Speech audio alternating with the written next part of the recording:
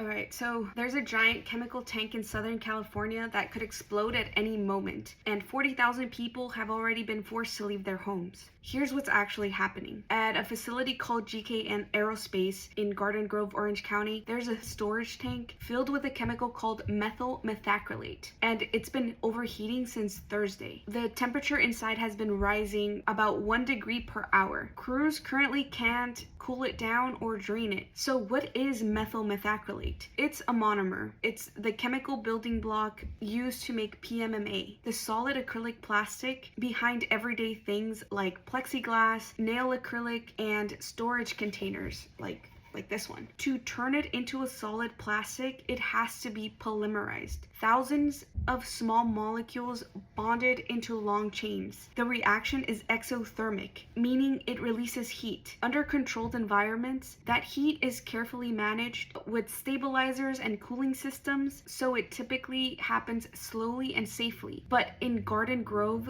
the tank has been overheating for days with no stabilizer to keep the reaction in check. More heat triggers more polymerization, which releases even more heat. It's called a runaway reaction. The pressure builds up inside the sealed tank until it exceeds what the structure can hold. That pressure has to go somewhere, and if the tank can't hold it in, it will explode. Authorities say that if it does explode, we're talking a blast radius big enough to damage buildings across multiple city blocks. And the vapors, they're toxic to breathe, causing dizziness, nausea, and serious lung irritation. Officials say that the tank is going to fail one of two ways: either a spill up to 7,000 gallons of liquid chemical into a nearby parking lot, or it explodes outright. And it looks like the spill is the better option. A controlled spill is easier to contain than an explosion. So what are people doing about it? Crews have tried everything, but a faulty valve on the tank is blocking them from draining the liquid or adding a chemical stabilizer that could stop the reaction. Governor Newsom has declared a state of emergency for Orange County, bringing in extra state resources, and schools are currently closed. Evacuation zones stretch roughly 1 mile in every direction around the facility. Hazmat teams are on standby 24/7, and engineers are still trying to figure out a way to resolve this. If you're in the Garden Grove area, listen to local authorities and do not go back home until they say it's safe to do so. This is still actively developing.